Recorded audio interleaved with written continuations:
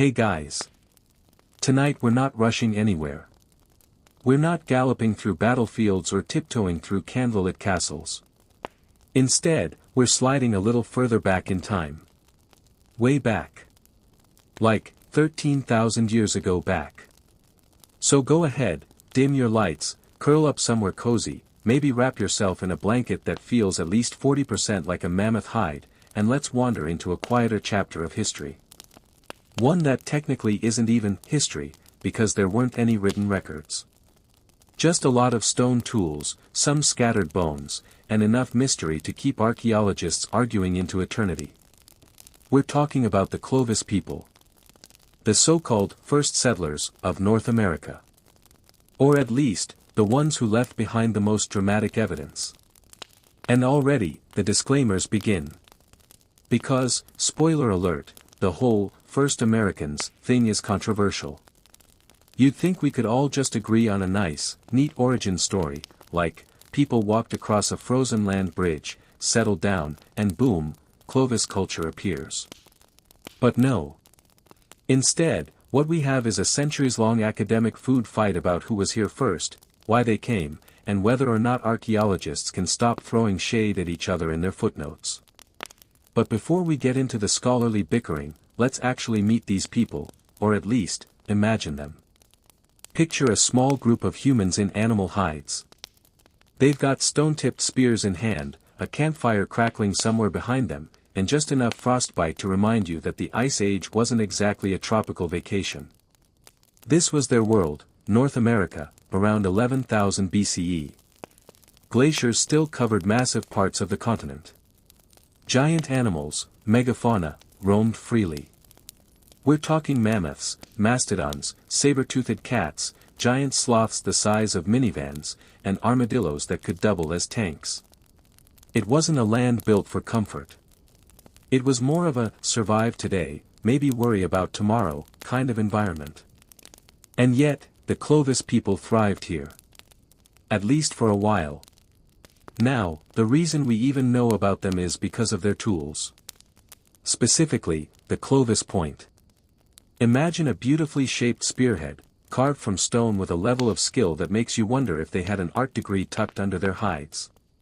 It's fluted, which means there's a neat little channel carved out near the base so it could be hafted onto a spear shaft more securely. And it wasn't just functional. It was sleek. Streamlined. You could almost call it stylish, in the way a deadly stone object can be. Archaeologists are obsessed with these points. They've been found across North America, from New Mexico to Nova Scotia, from Mexico to Montana. Wherever you dig, chances are someone has either already found one or is desperately hoping to. Because finding a Clovis point is like striking gold. Except instead of wealth, you mostly earn bragging rights and the opportunity to write an academic paper with way too many footnotes. But the point here, pun intended, is that these tools show us that the Clovis people were everywhere. They spread fast, they hunted well, and they left behind enough evidence to make their cultural fingerprint impossible to ignore. So how did they live? Let's float into a camp for a moment. It's evening. The firelight flickers against the hide stretched over a simple shelter. Children are dozing off. Adults are sharpening tools, mending clothing, or quietly chewing on whatever scraps of mammoth they managed to bring home that day. Their lives were tough. There's no medieval castle gossip here. No royal love triangles. Just survival. But even survival can get interesting. Take hunting, for example. Imagine coordinating a group of people to bring down a mammoth. This is not your average deer hunt. You're basically signing up to stab an elephant on steroids with sticks made of stone. And somehow, they pulled it off. Maybe they drove the animals into traps. Maybe they worked as a team to wound and exhaust them. Either way, the Clovis people managed to eat things that make today's steak dinners look positively dainty. And while they weren't leaving behind love letters or epic poems, they were leaving something else, clues. Bones with cut marks. Campsites with stone tools. And, occasionally, human remains. Like the famous Anzac Child, in Montana, a 12,600-year-old burial of a young boy, wrapped in red ochre, surrounded by Clovis tools. It's one of the rare personal glimpses we get into their world. A hint of ritual. Maybe even belief. Which brings us to the big question, who were they, really? Well, that's where the mystery sets in. Because the Clovis culture kind of appears out of nowhere. Around 13,000 years ago, suddenly, these sleek spear points start showing up. And then, just as suddenly, about 1,000 years later, they vanish. No slow fade out, no long goodbye. Just gone. Archaeologists have theories, of course. One is that they hunted the megafauna into extinction. Mammoths, mastodons, giant ground sloths, gone. Which meant their main food sources disappeared, and so did they. Another theory blames climate change, because the ice age wasn't exactly stable. Temperatures shifted, habitats shrank, and humans had to adapt or move on. And then there's the darker possibility, disease, or conflict, or just the bad luck of being a small population in a harsh world. But the truth is, we don't really know. They left behind tools, but not answers. Which is probably why the Clovis people continue to haunt archaeology like a half-remembered dream. Now, here's where the academic food fight comes in. For decades, the Clovis people were treated as the first Americans. The textbook said so. The lectures said so. Archaeologists defended it with the kind of zeal usually reserved for royal genealogies. And then, awkwardly, sites started showing up that looked older. Very old. Like, thousands of years older. Monte Verde in Chile, for example, a site that suggests humans were in South America at least 14,500 years ago. Which, if true, means that the Clovis people weren't the first. They were just one chapter in a much longer story. Cue the scholarly panic. Some archaeologists doubled down. Others embraced the idea of pre-Clovis cultures. And still others quietly sipped their coffee and tried not to get caught in the crossfire. But for us, sitting here in our dim rooms, letting this story drift over us like the sound of a distant campfire, the exact details matter less than the feeling. The Clovis people were here. They lived, hunted, raised children, and buried their dead. And in their own mysterious way, they set the stage for everything that came after. So as we settle deeper into this tale, we'll keep floating through their world. The tools, the hunts, the migrations, and the mysteries. And maybe, just maybe, by the end, we'll feel a little closer to those humans on the edge of the Ice Age, even if they left us with more questions than answers. So, we've met the Clovis people. Or at least, the outlines of them, tools, camps, the occasional burial wrapped in ochre like a prehistoric art project. But how did they get here? Because, as far as we know, humans didn't just pop up in North America like mushrooms after the rain. They had to come from somewhere. And that somewhere was Asia. Now, the traditional story goes like this: during the last ice age, sea levels were way lower. Which meant that the land we call the Bering Strait today wasn't covered by water. Instead, it was a wide stretch of tundra and grassland called Beringia. Think of it as a natural bridge connecting Siberia to Alaska. No toll booths, no traffic jams, just endless cold steppe with some mammoths for scenery. So the idea is that people crossed over this land bridge, probably following game herds, and eventually filtered down into the rest of the continent. It's neat, simple, and for a long time archaeologists liked it because it made sense on a map. Except, like everything in human history, it's not quite that simple. For one thing, the timing is tricky. The land bridge existed for thousands of years, sure. But the ice sheets that covered much of Canada formed a giant, frozen wall that basically said, "You shall not pass." For a while, there was no clear path south. And yet, Clovis culture pops up around 13,000 years ago all across the continent. So how did they get past the ice? Enter the ice-free corridor theory. The idea is that as the glaciers melted, a passage opened up through central Canada. Like a frozen hallway leading south, with maybe some lakes, some scrubby plants, and hopefully enough food to keep a small group alive as they trudged along. It's possible. But here's the catch, that corridor might not have been open until after people were already living in places like Monte Verde, Chile. Which, unless ancient humans discovered teleportation, suggests they found another way down. And that brings us to the coastal migration theory. Instead of squeezing through icy hallways, maybe early humans followed the Pacific coastline, moving by foot and maybe even by boat, living off shellfish, fish, and sea mammals.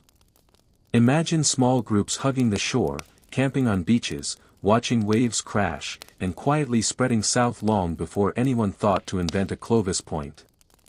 There's even evidence for this, ancient sites on islands, traces of tools that look nothing like Clovis points, and hints that humans were hanging out on the Pacific coast thousands of years before the Clovis culture made its flashy debut inland. Which brings us back to the awkward reality, the Clovis people probably weren't first. They were just the first group flashy enough, or widespread enough, to leave stone tools all over the place. And honestly, that tracks. Some cultures are like that friend who fills your phone gallery with selfies at every party. Others are more low-key. The Clovis were definitely the selfie takers of early North America. But DNA evidence adds another layer to this. The burial in Montana, the Anzac child, gave scientists a rare chance to test ancient human DNA. And guess what? The child's genome shows a close relationship to modern Native Americans.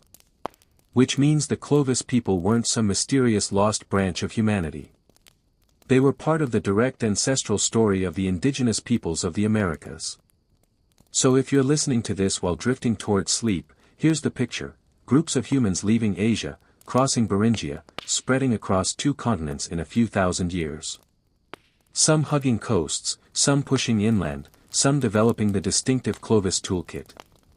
Different groups, different paths, all part of one long human journey. But let's slow it down again. Instead of tracing maps in our heads, let's drop into their daily lives. What did they actually do all day? Well, mostly survive. Hunting, gathering, moving from camp to camp. Always in small groups, because too many mouths meant too much stress on resources. Their homes weren't castles or cities, just temporary shelters, maybe animal hide tents or lean-tos made from wood and bone. Portable, because when the mammoths moved, so did they. Children grew up fast. Probably learning how to use tools as soon as they could hold them. Picture a 7-year-old carefully flaking a stone blade under the watchful eye of an elder. No toys, no tick-tock. Just the slow skill of shaping a rock into something sharp enough to take down a 10-ton animal. Food wasn't always glamorous, either. Yes, mammoth steaks sound impressive, but daily diets included small game, fish, roots, nuts, and berries. And a lot of chewing.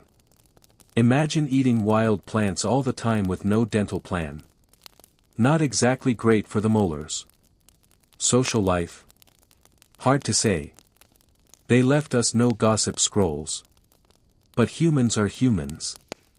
They probably told stories around the fire. They sang. They joked. They comforted children. They mourned their dead, as the Montana burial shows. And somewhere in those dark, cold nights, they must have stared at the stars and wondered, maybe not about history as we think of it, but about survival, about ancestors, about the strange and frightening world around them. Now, remember that disappearance we talked about? Around 12,800 years ago, the Clovis people fade from the archaeological record.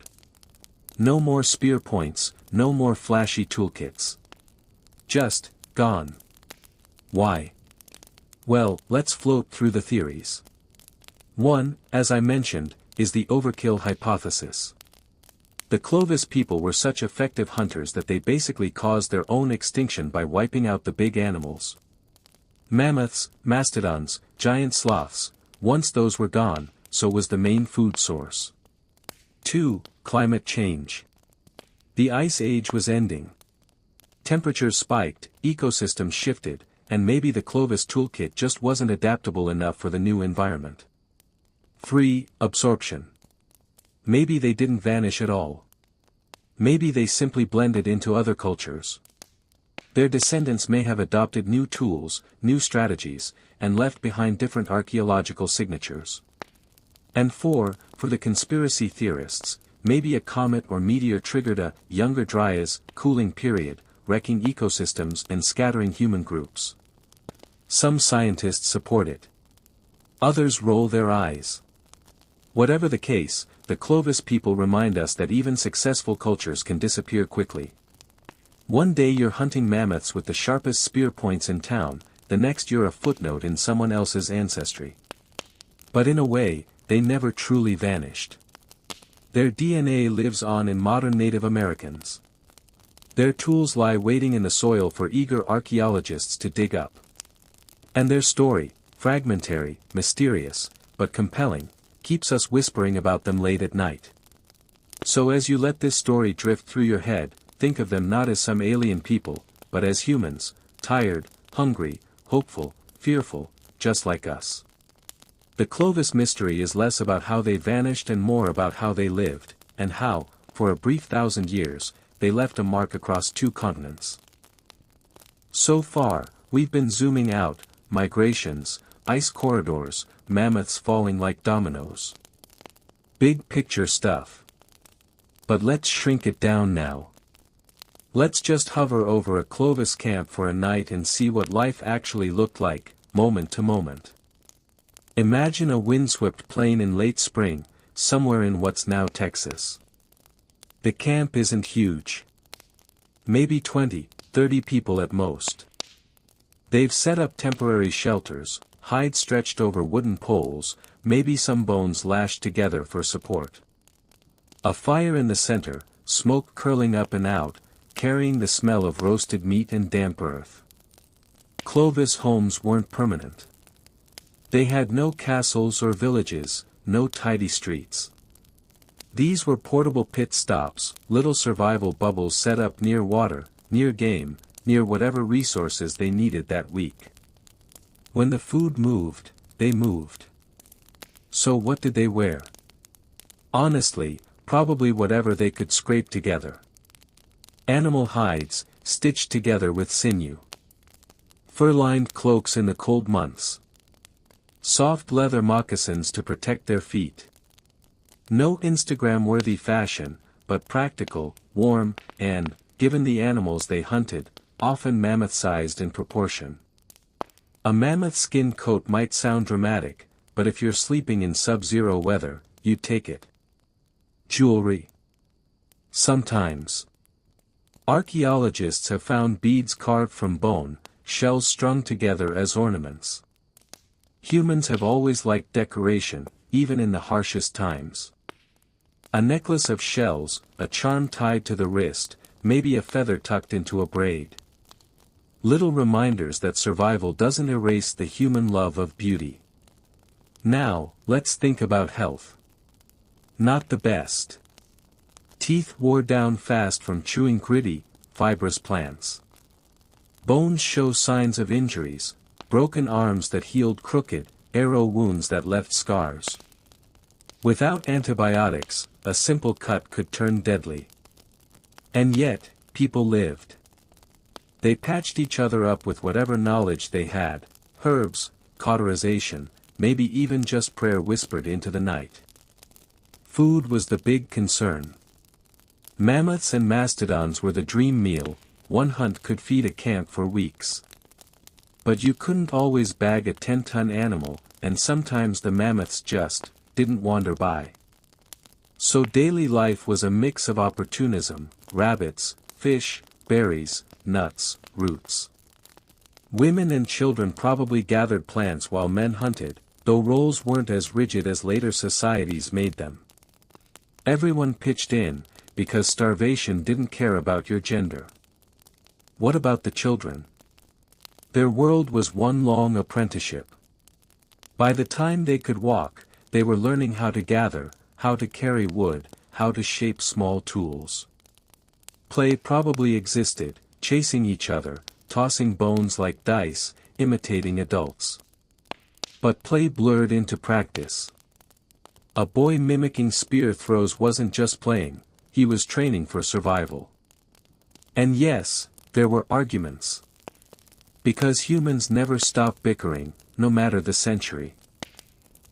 Maybe someone hogged too much meat. Maybe someone's firewood was too damp. Maybe a rival group camped too close to the water source. For all the epic mammoth hunts and mysterious migrations, daily life was probably full of small, grumpy disputes over resources. And then there were rituals. Humans are story-driven creatures. Even without written language, they had myths. Around the fire, elders told tales, maybe about great hunts, maybe about spirits of the animals, maybe about why the stars glowed cold above them. The burial in Montana, covered in ochre and grave goods, tells us they treated death with reverence. Which means they likely treated life with ceremony, too. So picture it, a quiet night. Children drowsing near the fire. Adults murmuring stories, shaping tools, tending meat. Beyond the flicker of firelight, the dark shape of mammoths grazing in the distance. The air cold, the sky sharp with stars, and in the center of it all, a handful of humans carving out existence on a continent that was still, to them, brand new. It's not glamorous. It's not even particularly mysterious. But it's human. And that's what makes it strangely comforting. The Clovis people weren't superheroes, or mythical, first Americans. They were tired, hungry, resourceful families, just like us, muddling their way through. Now, let's float over to something less cozy, the dangers. Because when you're a small group of hunter-gatherers, everything wants to kill you. First, the animals. A mammoth looks impressive on a cave wall, but in reality, it's 12 feet of tusked fury. Hunt one wrong, and you're the pancake under its foot. Saber-toothed cats. Yes, they were around. Imagine stepping outside your tent at night and hearing a low growl in the grass.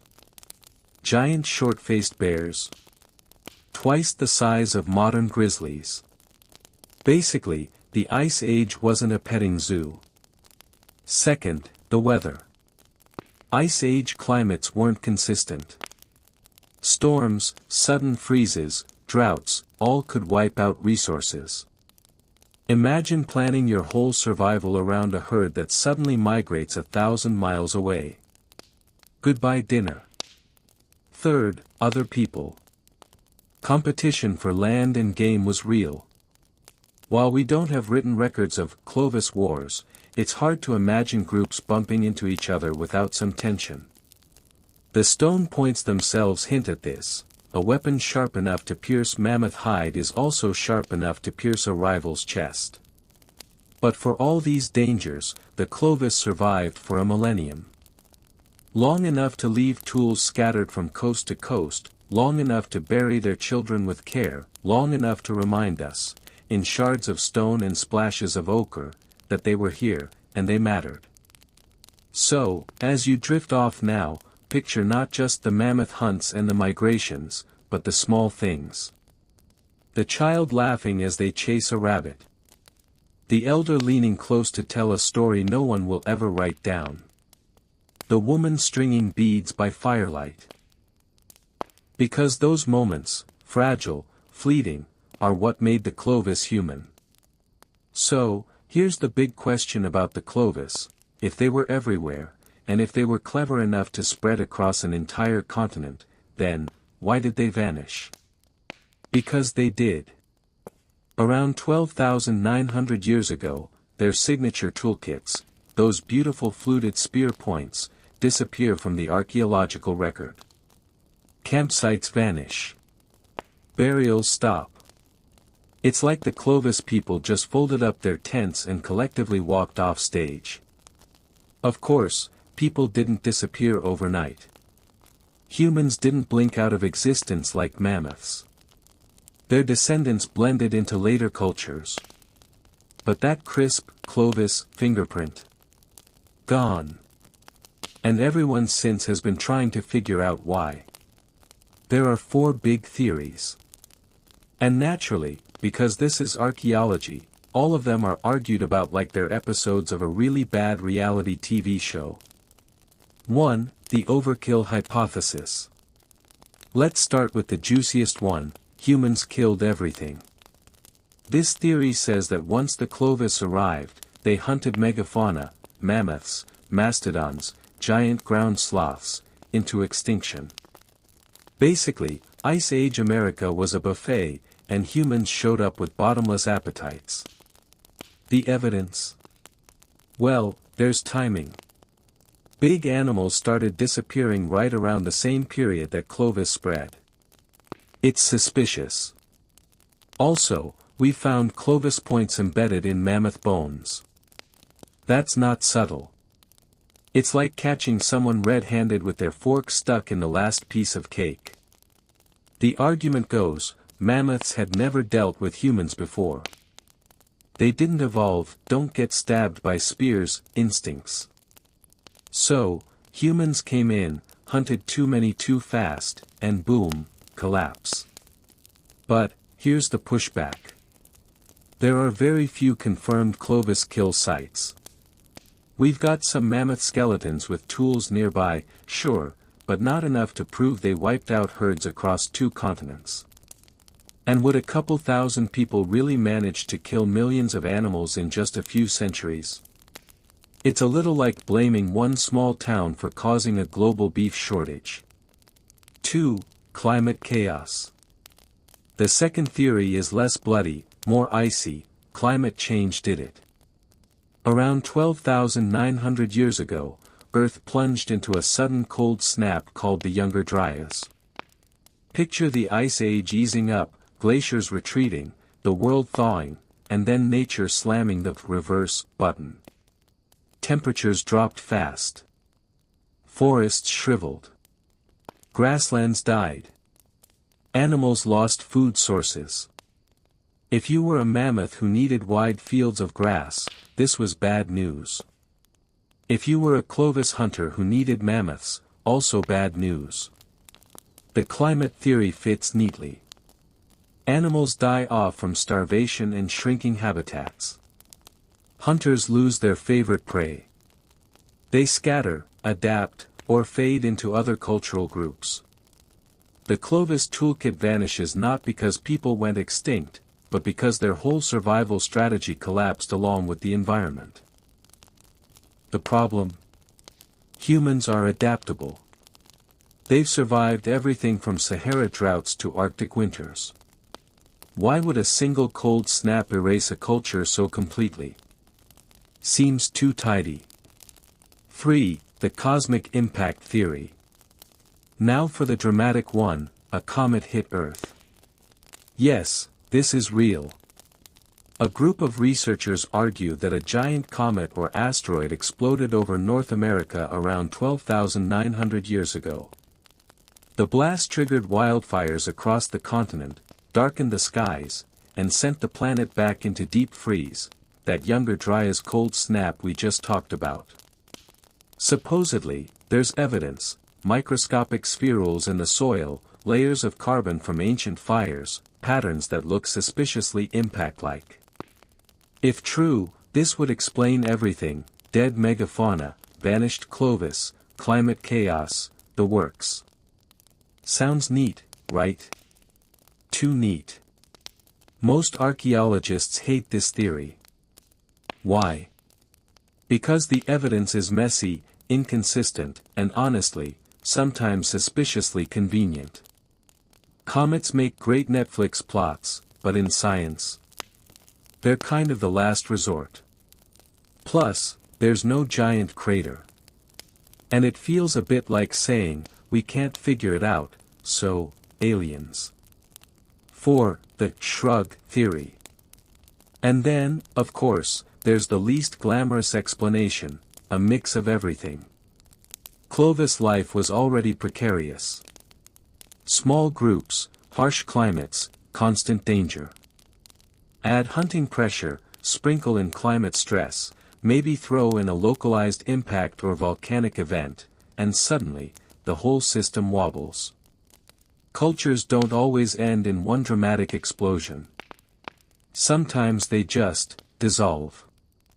People drift, adapt new tools, change diets, marry into neighboring groups.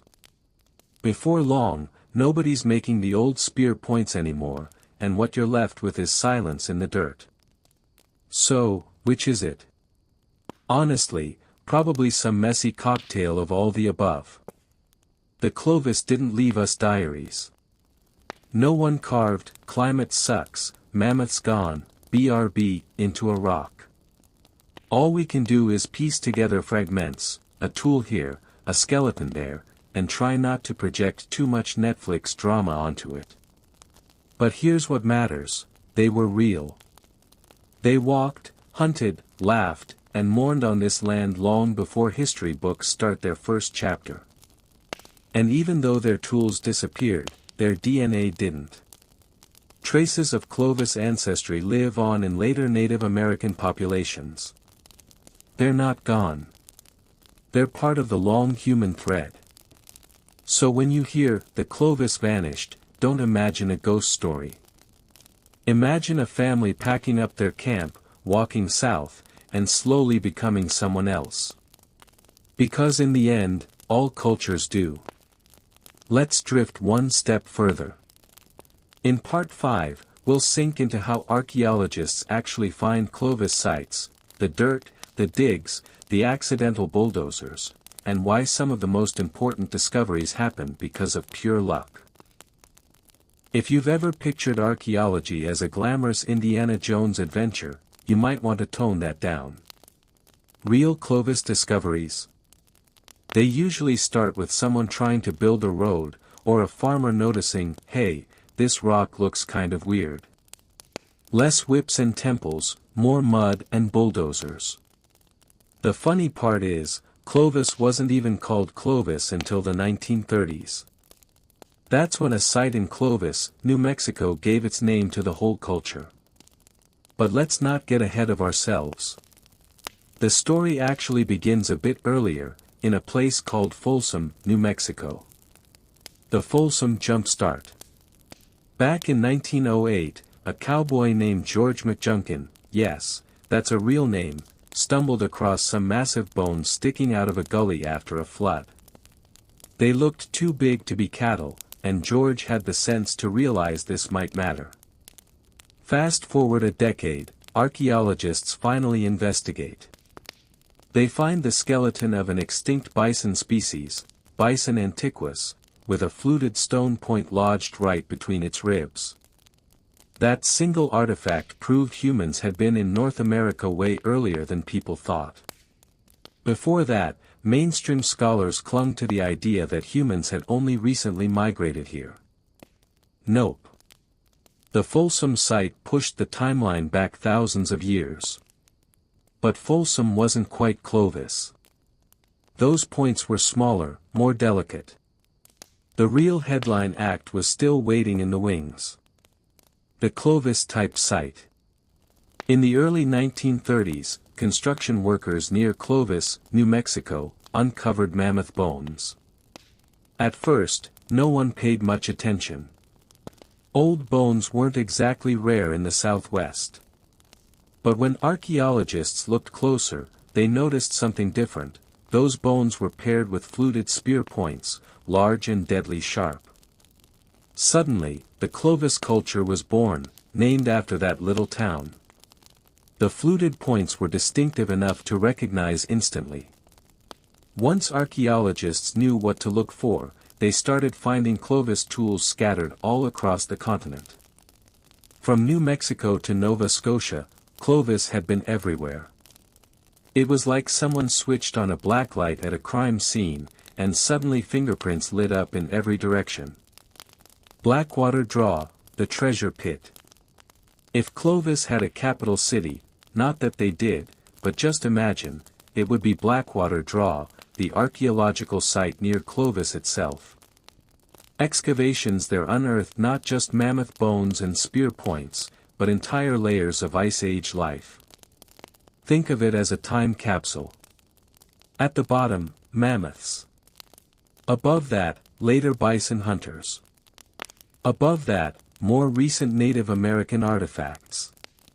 Archaeologists could literally peel back the soil like a layer cake of history. Each stratum told a story. And at the foundation of it all, Clovis. Blackwater Draw became one of those holy grail sites where you could stand, squint at the dirt, and say, yes, people were here 13,000 years ago, stabbing elephants with oversized knives. Not bad for a day's work. Accidental gold mines. The ironic thing is, many Clovis discoveries weren't found by archaeologists at all. Farmers, construction crews, even kids wandering in creek beds stumbled onto artifacts. Whole careers in archaeology have been built because someone's tractor blade scraped against a mammoth tusk. Take Dent, Colorado. In 1932, a farmer uncovered mammoth bones while digging for a fence post. Investigators swarmed in, and boom, another Clovis site confirmed. Mammoth bones, tools, the whole deal. Or Meadowcroft Rock Shelter in Pennsylvania. Not technically Clovis, but it produced stone tools dating back even earlier, shaking up the whole timeline. The point is, the ground beneath us is absolutely littered with human stories. Most of the time, we just bulldoze over them. But occasionally, someone notices the strange gleam of worked stone in the dirt. Tools of the trade. Now, what makes Clovis points so fascinating isn't just that they're old. It's that they're beautiful. Symmetrical, carefully flaked, with that famous flute running up from the base. That groove wasn't decorative, it was functional. It helped the point bind securely to a wooden shaft. Imagine the engineering mind at work. Thousands of years ago, someone experimented with chipping stone until they invented an aerodynamic upgrade. You can spot Clovis craftsmanship instantly. It's like seeing a Stradivarius violin. Sure, other people make violins, but you know when you're looking at the real deal. The spread. Once the Clovis toolkit was recognized, archaeologists realized the culture wasn't just local. Sites turned up in Texas, Arizona, Mexico, even as far north as Alberta. It became clear that these weren't just isolated hunter-gatherers. They were continent-spanning pioneers. Which is wild when you think about it. We're talking about small family bands, no horses, no wheels, no GPS. And yet they covered thousands of miles of terrain. All you need is persistence, fire, and maybe some stubbornness. Humans have always had plenty of that. The more we dig, the more Clovis becomes both familiar and alien. Familiar because they were just people, making tools, raising kids, complaining about the weather. Alien because their entire world was megafauna and glaciers, not freeways and Wi-Fi. And that's the strange comfort. When we look at their tools, we're looking at the earliest North Americans. They never wrote anything down. But they left us sharp little signatures in stone, and those are loud enough. For a long time, Clovis was treated like the starting line of American history. Archaeologists thought, here's the first group of people on the continent, the Adam and Eve of the Americas. Case closed. But science, like a bored teenager, doesn't stay satisfied for long. Enter DNA. Tiny spirals of code locked inside ancient bones, waiting patiently for tens of thousands of years until someone in a white lab coat decided to extract them. The Anzac Child.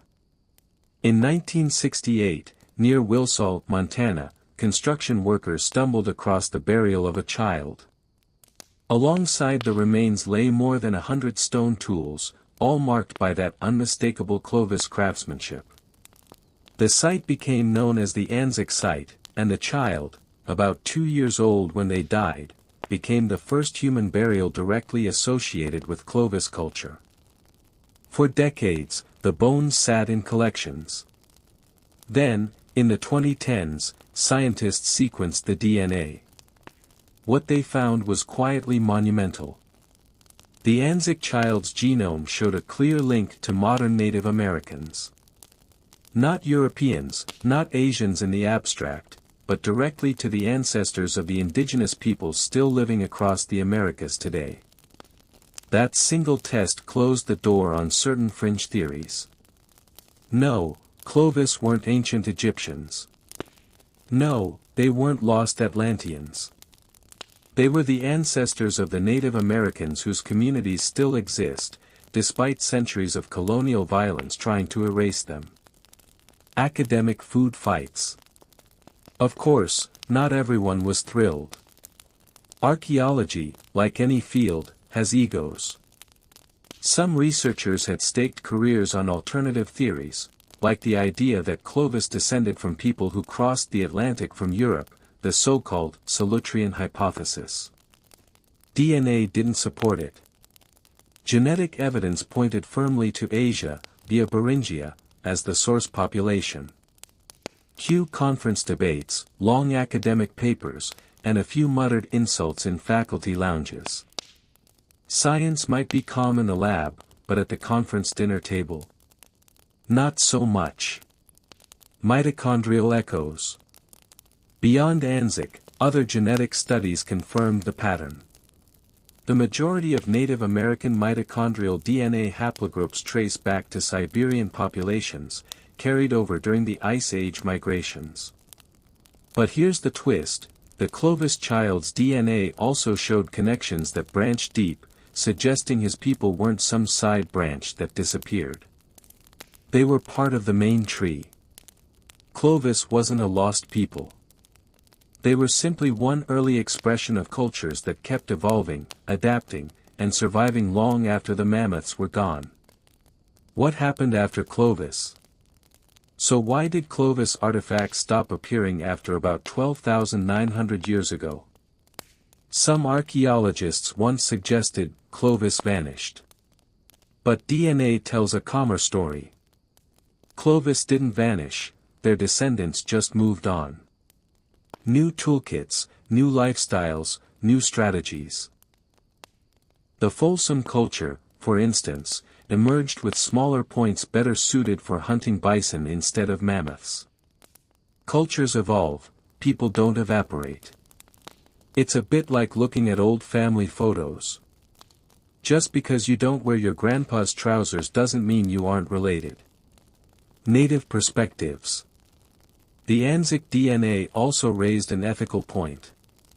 For decades, archaeology had a bad habit, digging up indigenous ancestors, studying them, and then locking them away in museums without consulting living native communities. The sequencing of the Anzac child was different. Scientists worked with Native American tribes, who eventually reburied the remains in 2014 with ceremony and respect. That was important. It reminded everyone that Clovis isn't just an academic puzzle, these are real ancestors, not just data points. For many native nations, the DNA results weren't surprising. Oral traditions had long said their people had been here since time immemorial.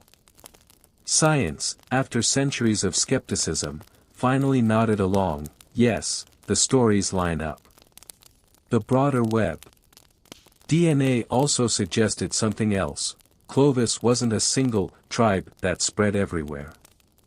Instead, they were part of a broader wave of early peoples, related groups who shared technology, exchanged ideas, and intermarried. The Clovis toolkit may have been popular, but the people themselves were diverse. If anything, Clovis culture might be more about tools than identity. Imagine archaeologists in 10,000 years finding iPhones scattered across the planet.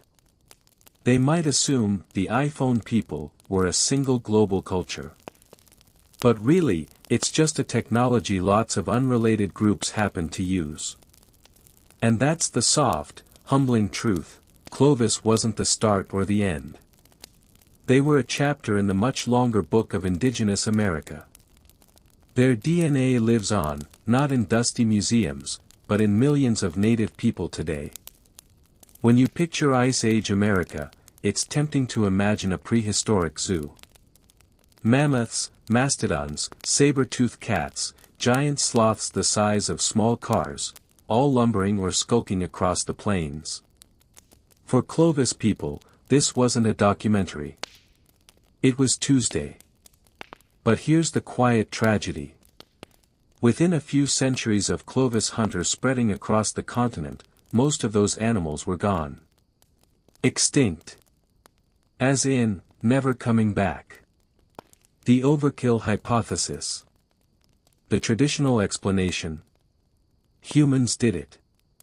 Clovis people, with their elegant fluted points, are accused of hunting megafauna into extinction.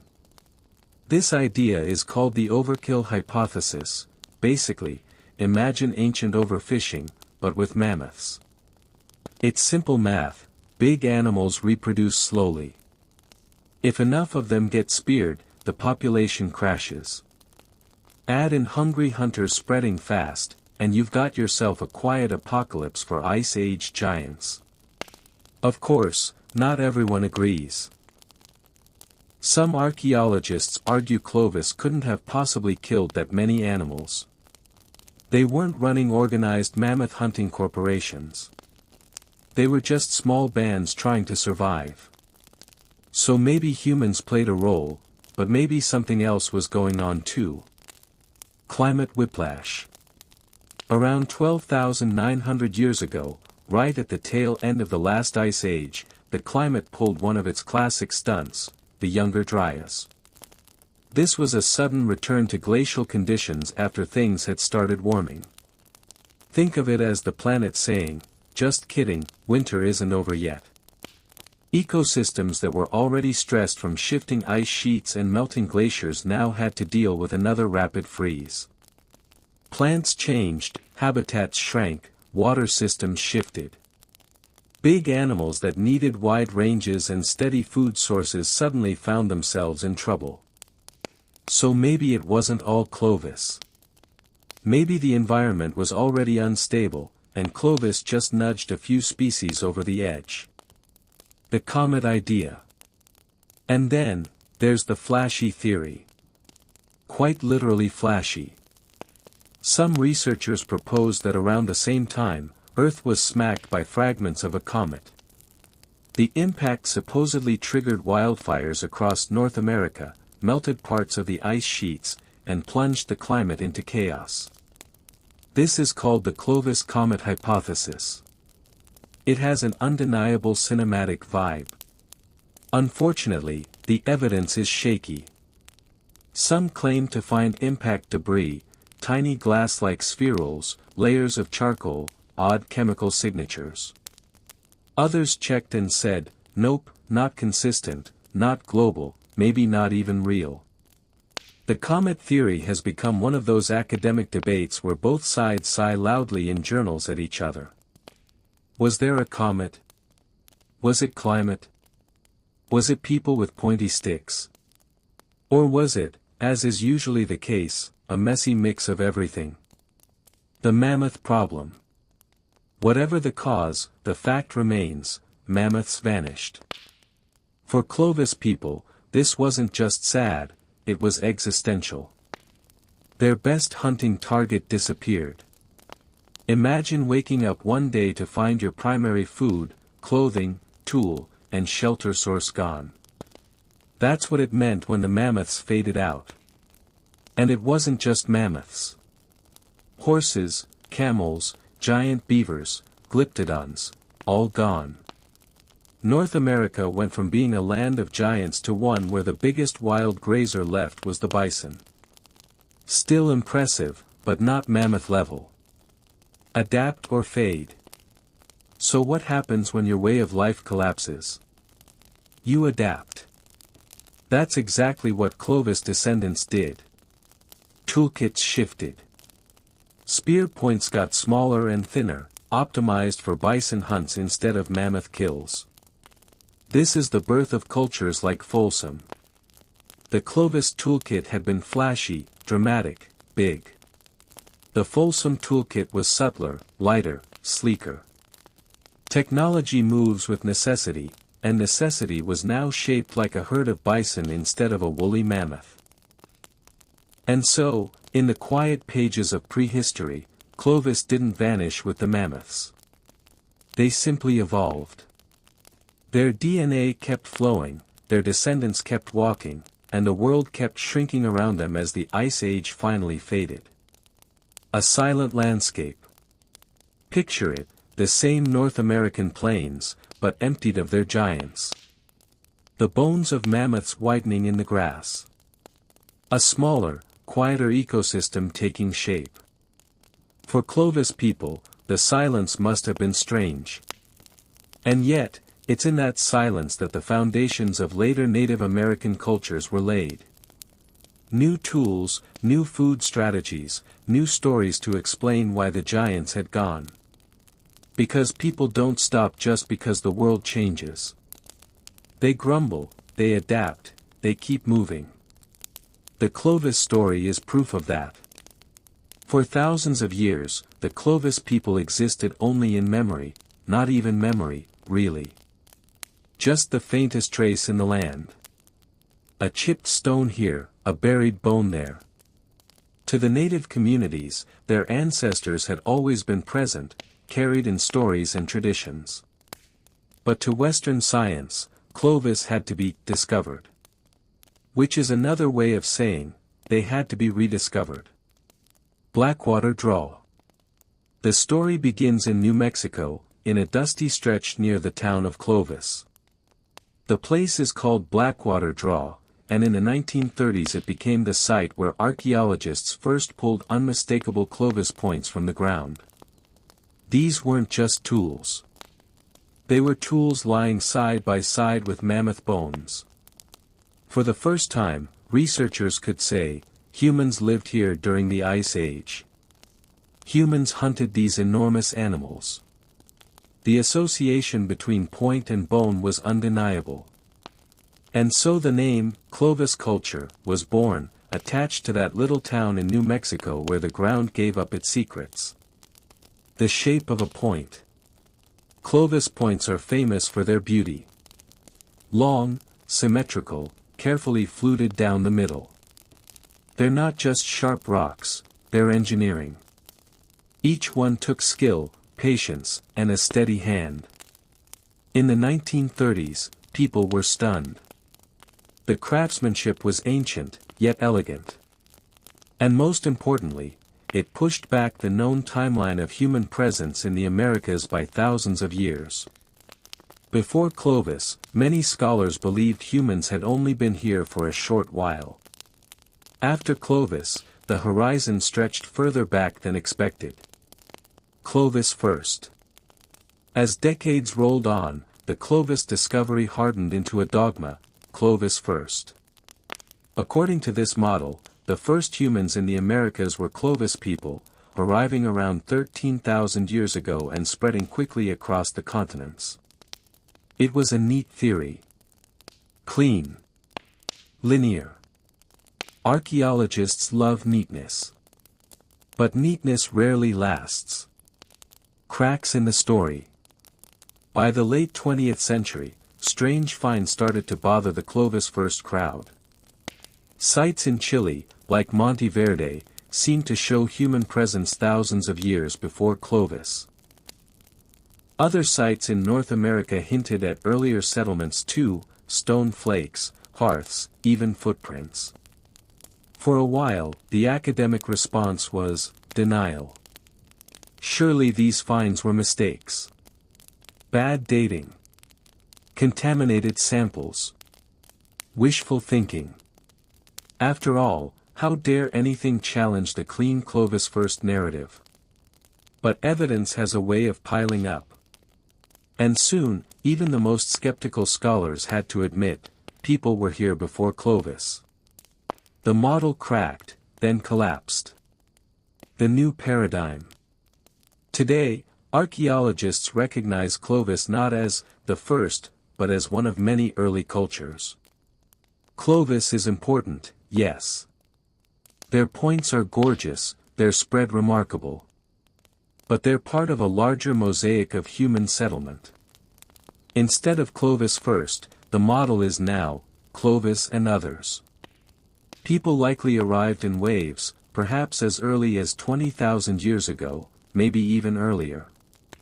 Clovis wasn't the starting point. They were a highlight in the middle of the chapter. The archaeologist's dilemma. Of course, this shift came with tension.